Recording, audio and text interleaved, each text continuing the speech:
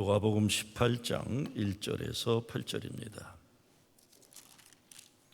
예수께서 그들에게 항상 기도하고 낙심하지 말아야 할 것을 비유로 말씀하여 이르시되, 어떤 도시에 하나님을 두려워하지 않고 사람을 무시하는 한 재판장이 있는데, 그 도시에 한 과부가 있어 자주 그에게 가서 내 원수에 대한 나의 원한을 풀어주소서 하되, 그가 얼마 동안 듣지 아니하다가 후에 속으로 생각하되, 내가 하나님을 두려워하지 않고 사람을 무시하나 이 과부가 나를 번거롭게 하니 내가 그 원한을 풀어주리라.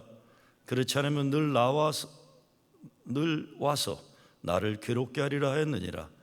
주께서 또 이르시되, 불의한 재판장이 말한 것을 들으라. 하물며 하나님께서 그 밤낮 부르짖는 택하신 자들의 원한을 풀어주지 아니하시겠느냐? 그들에게 오래 참으시겠느냐? 내가 너에게 이르노니 속히 그 원한을 풀어주시리라. 그러나 인자가 올 때에 세상에서 믿음을 보겠느냐 하시니라. 아멘. 오늘 본문 말씀 시작이 예수께서 그들에게 항상 기도하고 낙심하지 말아야 할 것을 비유로 말씀하여 이렇게 되어 있습니다. 그러니까 예수님 말씀하시는 목적이 여기에 담겨져 있습니다. 인생에 문제가 있으면 기도하고 낙심하지 말라는 겁니다. 뭐 이런 말씀 하셔야 됐을까요? 무엇보다 기도하지 않는 문제입니다. 기도하지 않고 걱정들만 하니까. 그 다음은 기도하면서도 낙심을 잘하는 문제도 있습니다. 낙심하는 이유는 믿음의 확신이 없어서 그럴 수도 있고, 하나님 약속을 붙잡기보다는 눈에 보이는 인생 현실에 너무 짓눌려서 그럴 수도 있는 것입니다. 미국의 대작가 마크 트웨인이 성경 말씀 중에 내게 이해되는 내용이 나를 더 괴롭힌다라고 했어요. 내가 잘 이해하는 내용이 나를 더 괴롭힌다. 이게 무슨 말입니까? 이해가 안 되면 뭐 그만이에요. I don't know 그러면 되는 거예요. 근데 이해가 너무 잘 되는데 괴로워요. 왜? 실천하지 못하겠으니까. 아까 찬양하면서 뭐 예수님처럼 바울처럼 나는 왜 되지 못할까? 절대로 안 됩니다. 고민도 하지 마세요. 아니 왜 그런 고민을 해? 나는 참 딱하네. 찬송가 가사들 좀 바꿔야 돼요. 못합니다, 여러분. 주님이 죽으셔서 내가 살면 행복하게 사세요. 왜 난 못 죽을까? 이건 예수님이 원하시는 게 아니에요. 나는 왜 여러분이 바울처럼 살면 어떻게 해요? 안 되죠. 순교하면 누가 교회원금 내요? 그러니까 그런 거 하지 마세요. 예수 은혜로 죄의 용서받음에 은혜에 사무치는 감격으로 사세요. 예수님처럼 바울처럼 절대 그런 노래 부르지 마세요. 무슨 말인지는 알지만 그거 잘못 생각하는 겁니다, 여러분. 우리는 주님 은혜 안에 사는 사람들이에요. 내가 예수가 아닙니다. 잘못되면 우리 바리새인데요. 바리새인 됩니다. 나는 예수님 같은데 저 장로는 왜 안 될까? 이러면 안 돼요. 그러면 안 되는 겁니다. 에? 실천하기 어렵다. 그런데요, 사람들이 어떤 때는 자꾸 성경 말씀을 어렵게 만들어서 이거 뭐 공부 열심히 해서 신비한 진리를 깨달아야 되는 것처럼, 이게 문제예요. 이게 성경 공부하는 사람들이 이게 문제예요. 예수님 말씀이 너무 쉬운데 다 어렵게 만들어요. 그러니까 실천의 과제는 뒤로 가는 겁니다. 뒤로 가는 거예요. 공부를 실천하기 위해서 있어요. 과부가 매일같이 찾아가 재판장에서 찬양팀 시험 들지 않았죠? 이것 때문에. 그런 거 절대 아니니까. 죽어도 찬양하나 봐라 이러지 안 돼요. 과부가 매일같이 찾아가서 재판장에서 자신의 억울한 사정을 이야기했을 때 자기도 알고 남도 알아요. 하나님을 경외하지도 않고 사람을 무시하는 인간이에요. 근데 매일같이 찾아오는 거 귀찮아서 그 여인의 문제를 해결해 줬다고 예수님이 말씀합니다. 불의한 재판장도 과부의 계속되는 청을 들어줬는데 하물며예요. 하늘에 계신 우리 아버지께서 간절히 요청하는 우리의 기도를 들어주시지 않겠냐 예수님 말씀하십니다. 그래서 예수님은 항상 기도하고 낙심하지 말아라. 4절에 보면 그가 얼마 동안 듣지 아니하다가 후에 속으로 생각하되 내가 하나님을 두려워하지 않고 사람을 무시하나 그랬어요. 여기 한마디로 얼마 동안 듣지 아니했다고 그렇지만 억울함 당한 사람은 평생 힘든 거예요. 이게요. 여러분, 기도하지만 이게 언제나 될래나 의심할 때가 얼마나 많아요. 저도 그럴 때 많아요. 오래전인데 교회 문제를 놓고 교회가 잘 되기를 바라서, 나 개인이 바란 것도 아니에요. 하나님이 당연히 들어줘야 되는 기도 제목이에요. 교회를 위한 거니까.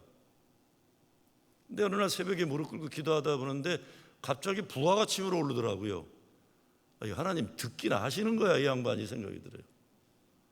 하나님 이게 좀 너무 하시네 이런 생각이 들어요.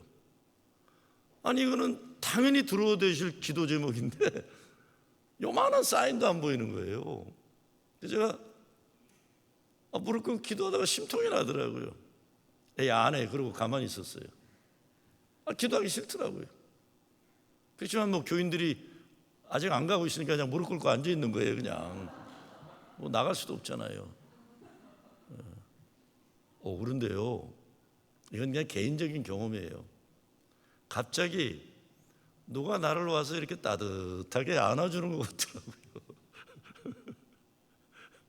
그러면서 내게 내적인 음성이 들려오는데 이놈 신통부리네 이런 거예요. 좀 참아라. 네 뜻대로 되는 게 어딨냐. 다 때가 있다. 내가 다 알고 있다. 심통 부리지 말아라. 저는 목회하면서 어떤 때 저는 인간적인 요소가 많은 목사니까요. 정말 심통도 부리고 쌍태도 부리고 그럴 때 있는데 그럴 때마다 예측 못하는 은혜가 임할 때가 많아요. 이거 다 내가 하는 거다. 네가 목살에서 교회를 네가 어떡할 거라고 착각하냐. 이놈아, 내가 다 알고 있다. 내가 다 한다. 좀 가만히 있어라. 좀 진득해라. 그 말씀 내적인 음성과 이 따뜻한 경험을 하니까 아이고 가만히 있는 게 낫겠구나. 알으시는 나보다 나를 더 잘 아시고 나보다 널 더 사랑하시고 나보다 더 교회를 더 귀하게 여기신 하나님이 그러시는데 내가 뭘 괜히 잘난 체하고 내 것처럼 그러지 말아야 된다는 거예요. 얼마 동안 듣지 아니하다가 이 재판장에게는 이게 아무것도 아닌 것 같지만 억울함 당한 사람한테 매일매일의 생과 사의 아픔의 문제예요. 얼마나 힘들었겠어요. 그렇게 되니까 어떻게 됩니까? 애쓰다가 포기하게 되는 경우가 많은 겁니다. 그런데 예수님은 7절과 8절에서 이렇게 말씀하십니다. 하물며 하나님께서는 그 밤낮 부르짖는 택하신 자들의 원한을 풀어주지 아니하시겠느냐? 그들에게 오래 참으시겠느냐? 내가 너에게 이르노니 속히 그 원한을 풀어주시리라. 그러나 인자가 올 때에 세상에서 믿음을 보겠느냐 하시니라. 이거 얼마나 기다릴까? 몇 사람이나 기다릴까? 이런 뜻인지 몰라요. 어렵고 힘든 일을 당할 때 어느 정도 문제 해결을 위해 애를 쓰다가 대부분의 사람들은 절망하고 포기합니다. 러시아의 대문호였던 톨스토이가 모든 사람들이 세상을 바꾸겠다고 생각하지만 어느 누구도 자신을 바꿀 생각은 하지 않는다고 했어요. 바꾸려고 하면 바꿀 수 있는 것이 세상 일이고 나 자신일 수 있는데, 그런데 일이 조금만 어려우면 포기해버리고 낙심하는 경우가 대부분이라는 거죠. 그런데 여러분, 사실은요, 포기하는 것이 쉬워요. 낙심하는 것이 편해요. 그래서 성공하는 것이 두려워서 차라리 사람들은 실패를 택한다는 말도 있어요. 성공하려면 얼마나 힘들어요.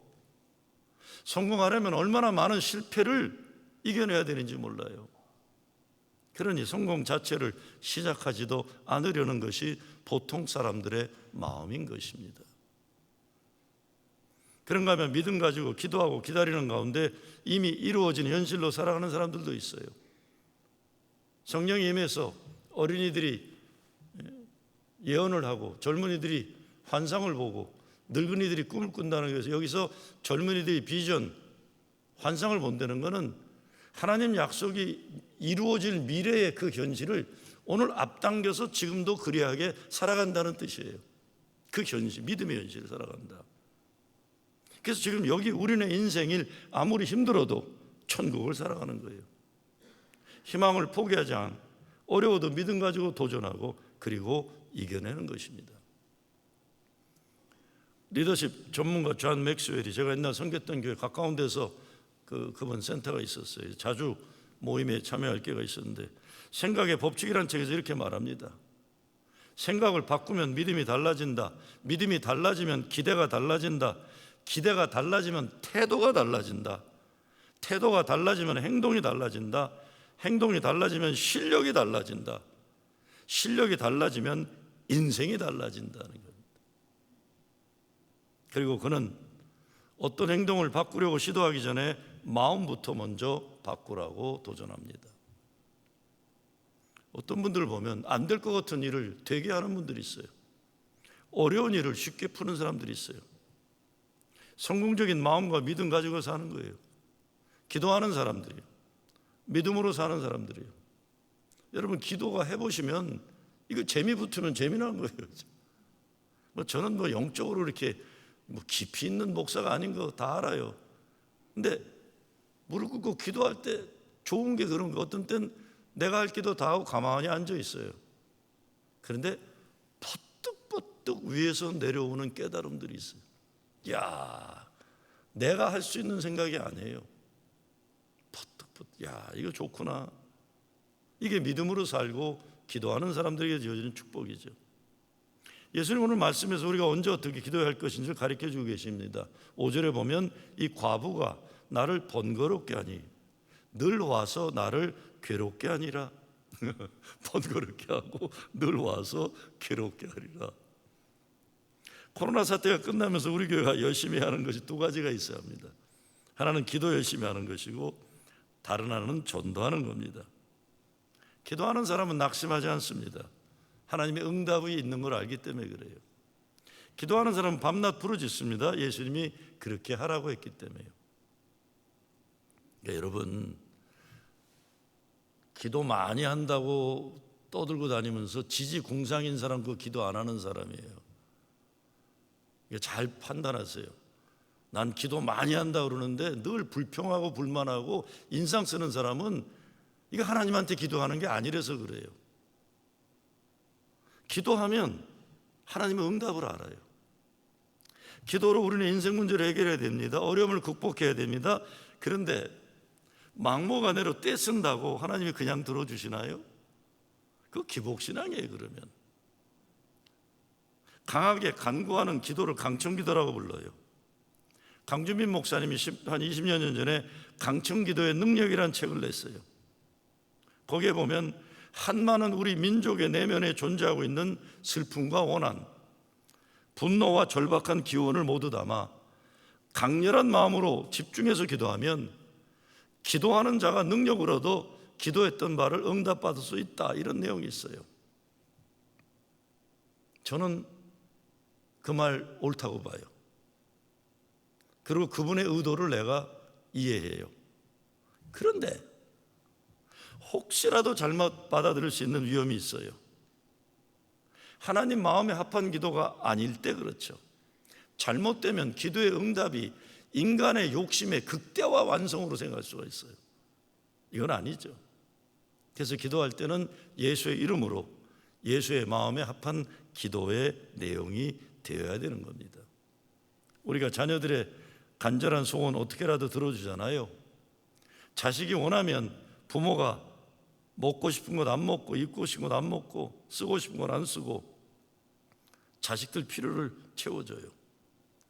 제가 지지난주에 한국 가서 4일 동안 있으면서 운전하고 움직이는 중에 아울렛이라는 게 보여가지고 싸구려 아울렛이라고 했더니 한화 달러 환율도 있고 그래서 싸더라고요. 근데 이것저것 둘러보다 안 사고 그러니까 같이 갔던 그 한국 목사님 이거 싸고 좋은데요? 그런데 그래, 그래도 안 샀어요. 그런데 이게 백화점에 갈 일이 있었어요. 근데 같이 갔죠. 그래서 제가 우리 손자놈 옷 하나 보러 가자 그랬어요. 손자놈 옷을 보는데 전혀 디스카운트가 안 되는, 예? 내 양복과 비슷한 옷을 덜컥 사니까 이 순간 저를 이렇게, 손자가 없는 사람이에요. 손자가 없는 사람이에요. 목사님 옷이 필요한 거는 비싸다고 안 사고, 손자 거는 비싼데 그냥 사냐고 그랬더니 손자 거잖아 그랬지. 부모가 그렇잖아요. 그런데 이게 우리 자녀들에게 꼭 필요한 거, 자녀들을 건강하게 만드는 거, 믿음의 발전을 주는 거, 진정한 하나님 기뻐하는 거래 우리가 들어줘요.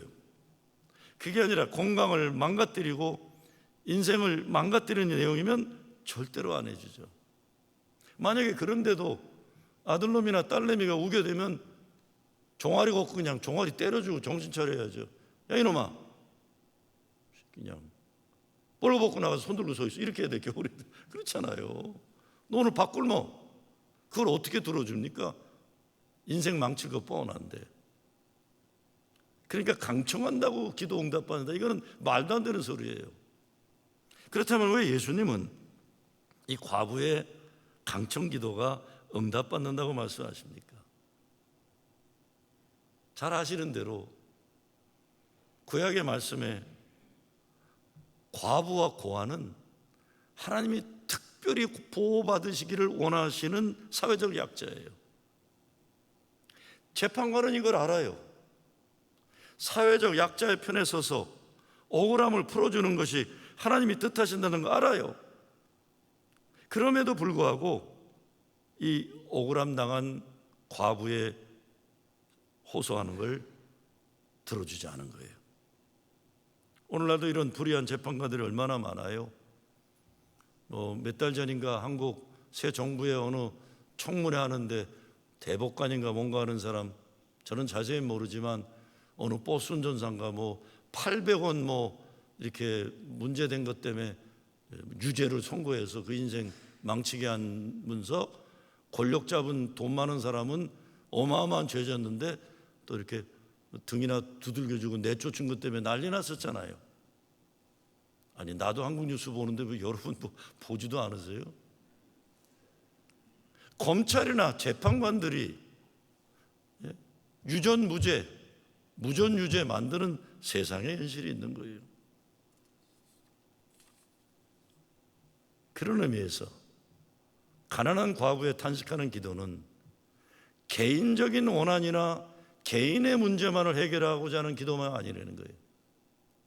불의한 세상의 가치관, 구조적인 악, 문화, 권력에 의해서 억울함 당하는 자들이 하나님의 도움을 간구하는 기도입니다. 개인적인 원한 푸는 것을 훨씬 뛰어넘어 사회 정의의 실현을 위한 기도입니다. 독일의 블루마르트 목사가 오늘 본문을 가지고 여러 번 설교했다고 그래요. 근데 1897년도 6월 10일에 행한 설교에서 그는 과부가 교회라고 말합니다. 과부가 교회다. 교회는 세상의 문제에 대해 기도로 선한 싸움을 싸워야 한다고 하는 거예요.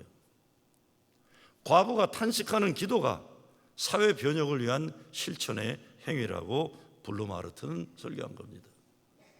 하나님도 두려워하지 않고 사람도 존중하지 않는 재판관이에요. 근데 과부가 찾아와서 내 원수에게서 내 권리를 찾아주십시오.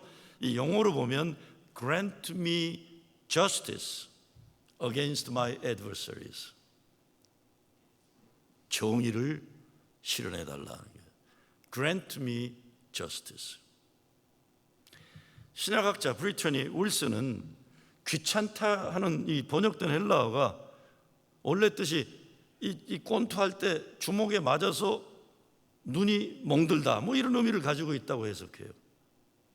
그래서 오늘 본문에 이거를 헬라어 언어를 지역하면 이 과부가 나를 괴롭게 하면서 내가 그에게 정의로운 일을 실천하라고 올 때마다 내 눈이 주먹에 맞은 듯이 멍들지 않게 해야지 이렇게 된다는 거예요. 재판관이 끈질기게 정의를 요구하는 과부의 뻔죄를 막고 눈에 멍이 들어서 그렇다고 해석하는 겁니다.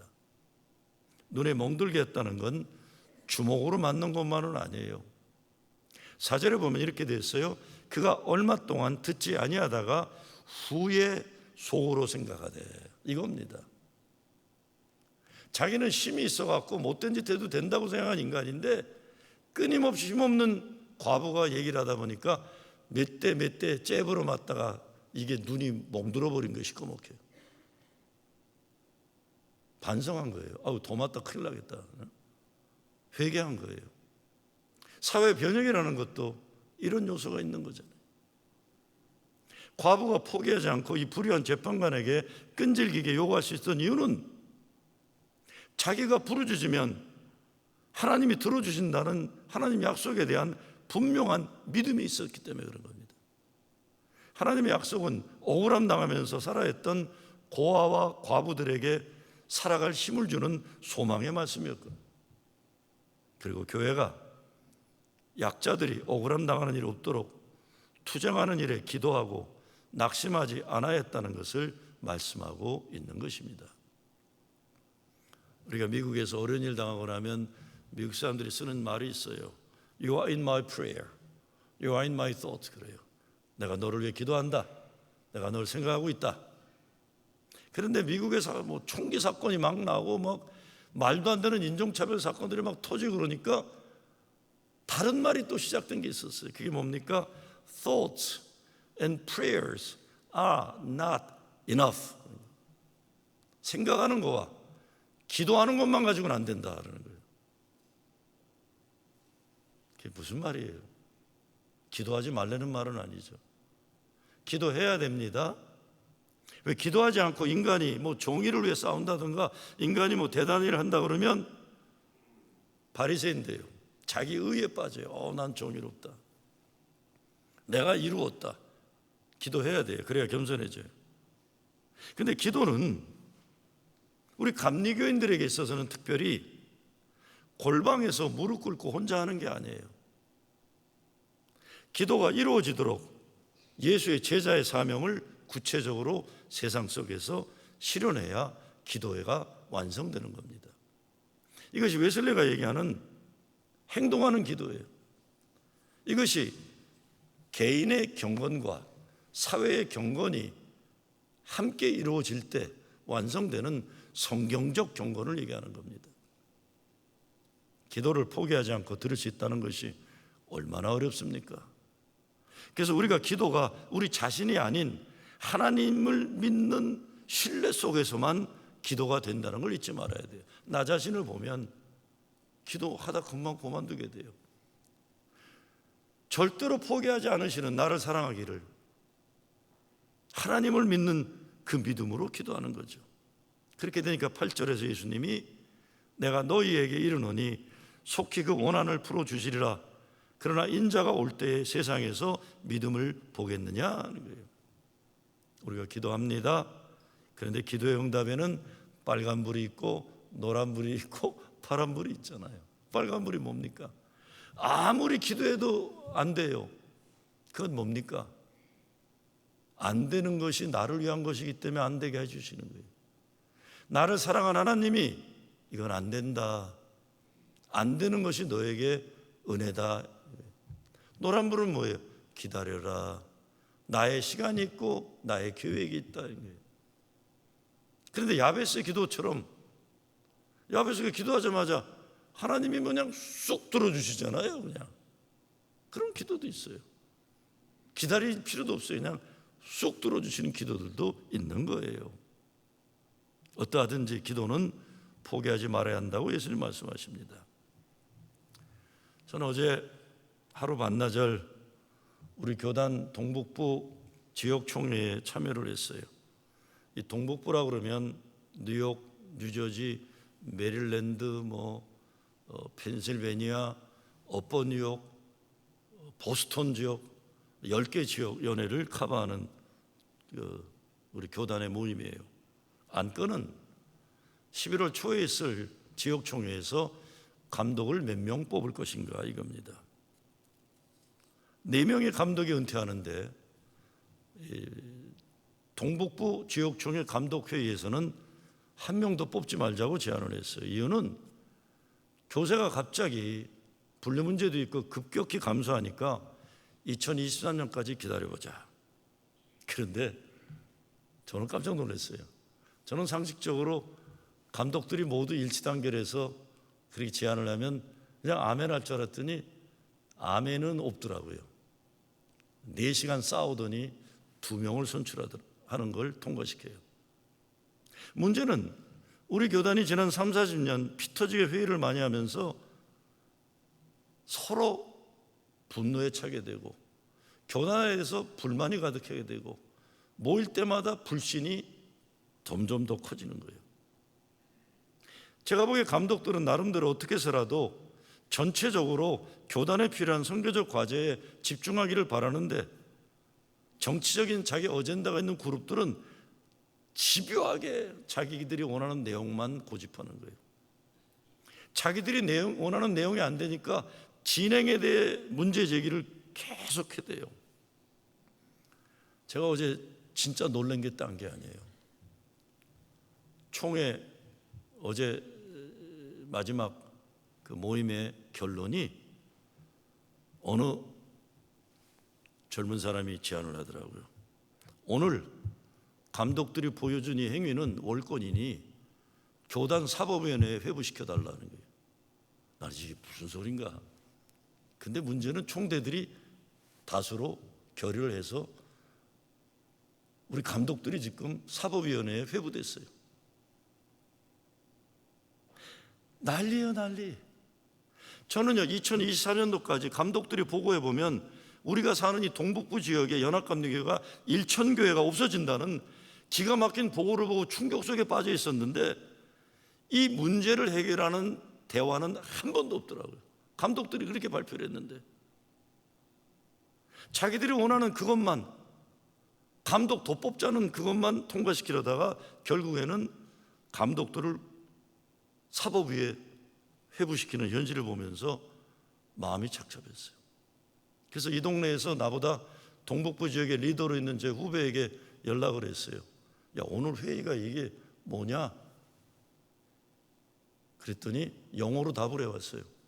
Hopeless, hopeless, hopeless. 저는 오늘 본문 말씀을 보면서 오늘날 우리 교회나 교단의 현실에서 어떻게 해서라도 우리 주님이 교회에 주시는 사명을 포기하지 말아야 된다는 중요성을 저는 생각해요. 교단도 마찬가지예요. 교단이 딴 거 아닙니다. 개척교회로는 못하는 걸 힘을 합해서 함께 큰일을 하기 위해 만들어진 거예요.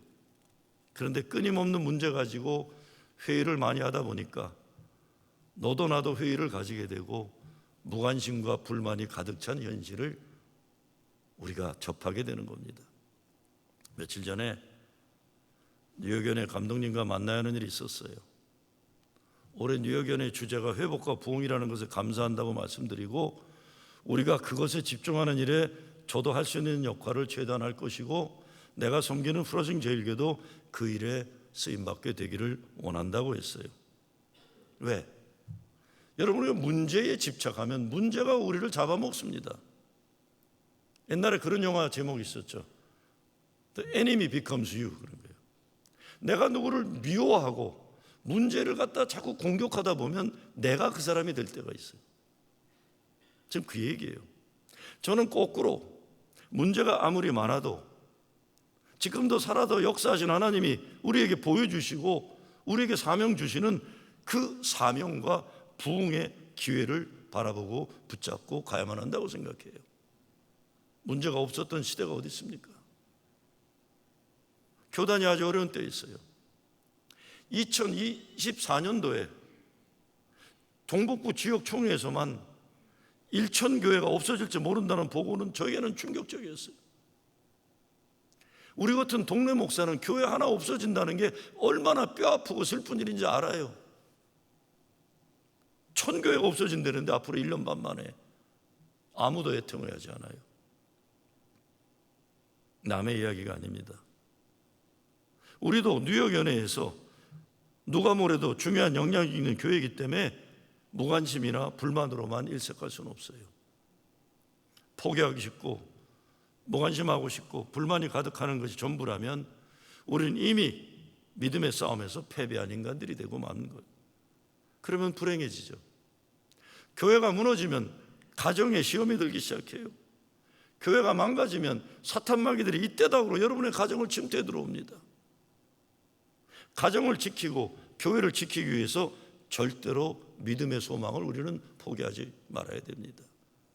아직도 하나님 살아계시다, 아직도 성령님 역사하신다, 이거 놓치면 안 되죠. 이거 놓쳐버리고 뭘 교회 다녀요? 이걸 믿지 않으면서 왜 교회에 쓸데없는 싸움들을 해요? 그렇다면 우리가 생각해야 되는 게 뭡니까? 어느 신문기자가 1912년도, 그러니까 110년 전에 세상 떠난 구세군의 창시자인 윌리엄 부스 대장에게 물었어요. 여러분 아시는 대로 구세군은 감리교에서 나온 거니까 이 사람 감리교인이에요. 원래 다가오는 미래에 닥쳐올 가장 큰 위험은 뭡니까? 그때 윌리엄 부스는 임종을 앞두고 있으면서도 또박또박 이렇게 답했다고 합니다. 이제 세계가 직면하게 될 가장 큰 위험은 중생 없는 용서를 전하는 철학적 기독교입니다. 추상적인 지식만을 전하는 말만 하는 철학적 기독교, 여기에 문제가 있는 것입니다. 둘째는 그리스도 없는 교회입니다. 교회라고 하지만 그 교회에 가서 예수 그리스도를 만날 수가 없다는 것입니다. 또한 하나님 없는 정치, 지옥 없는 천국을 말하는 잘못된 교리, 이런 것들이 앞으로 문제가 될 것입니다. 110년 전 이야기인데 오늘 이 시대에 그대로 적용이 됩니다. 교회가 살려면 교회가 뭔지, 존재에 대한 정체성을 우리가 분명해야 됩니다. 이걸 모르고 자꾸 싸움들이 나고 소리나 질러대면 이게 무슨 돗대기 시장이지, 이게 무슨 교회입니까? 교회가 뭔지, 교회 존재 목적 분명히 알고, 하나님이 살아계시다, 성령이 역사하신다, 교회는 주님의 주인이시다라는 거, 이걸 놓치면 끝이에요. 우리는 기도하지 않는 사람들에게 아무리 얘기해도 기도가 중요한 걸 알 수가 없어요. 기도하지 않아도 살 수 있다면 이거 불행한 사람들이에요. 기도하는 사람은 복받은 사람들입니다. 아프고 어렵고 억울하고 힘들어서 기도하다 하나님 만나요. 기도에 응답받는 기쁨만이 아니라 기도를 통해 주님과 거룩한 지성소에서 만나는 축복을 누리게 됩니다. 주님의 뜻을 깨닫게 되고 나에게 주시는 말씀을 듣게 됩니다. 삶의 문제로 인해 기도하게 되지만 문제가 더 이상 문제가 되지 않아요. 기도하다 보면 믿음이 있어야 기도하게 되고 기도해야 믿음이 자라나는 겁니다. 지금으로부터 한 30여 년 전에 제가 목회했던 학생 하나가 선교사가 돼서 중국의 아주 남쪽 지하교회에서 선교를 하니까 한번 가봐야 될 것을 간 적이 있어요. 고생하고 지하교회를 보니까 야, 성령이 역사하신다는 게 이런 거구나. 목사가 귀한 동네니까 목사가 나타났다 그러니까 이거 공안에 걸리면 안 되는데도 어느 조심스레 어딜 데려가는데 사람들이 막 모여 있어요. 지하에. 가운데 보니까 어떤 아이가 막 몸을 비틀고 있는데 중증 장애가 있는 아이예요. 그 부모가 그 지하교회 리더예요. 나는 말을 못 알아들어요. 다만 내가 가서 기도해야 된다는 것만은 분명해요. 가서 기도를 시작하려고 그랬더니 지하인데 이 중국 사람들이 목소리가 얼마나 커요. 내가 기도를 시작하려는 순간에 방언이 따따따따따 나오는데 내가 혼비백산을 해버렸어요. 기도하면서 하나님, 이 사람들이 나보다 믿음이 좋은데 왜 내가 기도해야 되나 이러고 기도하고 있는 거예요. 선교지에 기적이 일어난다는 건 그런 거예요. 왜? 아무것도 없으니까. 오직 성령에만 의지할 수밖에 없어요. 삼작교회도 방문했어요. 야, 놀랐습니다. 30년 전이에요. 그때 허름한 교회들인데 일단 들어가면 빠꼼한 방들마다 또 정원에다 3, 3, 5 짝짓고 다 손잡고 기도들 하고 있어요. 목사는 하나도 없어요. 왜? 목사가 나오기 어려운 시대였기 때문에. 야, 이거구나. 예배를 드리는데 간절함이 느껴지고 은혜가 충만함이 예배당에 가득한 걸 알 수가 있어요. 지하교회만이 아니라 삼자교회도. 왜? 삶의 문제가 간절하니까요. 30년 전에 중국은 말할 수 없이 가난한 나라였어요. 가난한 심령이 모여 있으니까요. 그렇다면 과부가 포기하지 않게 만든 동기가 뭐겠습니까? 반드시 이루어져야 할, 해결돼야 할 마음에 사무치는 원한이 있기 때문에 그래요. 사람이 기도하여 하나님을 찾을 수밖에 없는 이유는 사람의 힘으로 해결할 수 없는 문제들이 너무나 많기 때문이에요. 예수님이 아픈 자, 가난한 자, 억울한 자들을 찾아간 이유도 그들에게 치유와 회복과 인간의 존엄을 회복시켜주기 위함이에요. 성경에 이러한 고통받는 사람들의 이야기가 얼마나 많이 나옵니까? 왜냐하면 이 세상에는 힘들고 어렵게 살아가는 이들이 너무 많기 때문에 그런 것입니다. 간절히 기도하는 가난한 심령의 애통함, 하나님 반드시 들으십니다. 내가 사랑하는 사람들을 살리기 위해 우리는 포기하지 않고 기도해야 됩니다. 집요하게 이루어질 때까지 해야 하는 거예요. 내가 낙심해서 기도를 포기하면 사탄 마귀들이 이때다 내 자녀들을 자기 거 만들려고 달려들 것이에요. 사랑하기 때문에 기도합니다. 사랑하니까 절대로 포기하지 않는 겁니다. 어떤 삶의 문제라도 여러분이 간구하는 모든 내용들 기도로 이기고 기도로 응답받는 여러분 되시길 주의 이름으로 축원합니다. 주님 감사합니다. 기도로 내 힘이 아니라 하나님의 능력으로, 내 뜻이 아니라 하나님의 뜻으로 기도로 포기하지 않고 낙심하지 않고 기도하게 하여 주시옵소서. 예수 그리스도의 이름으로 기도드리옵나이다.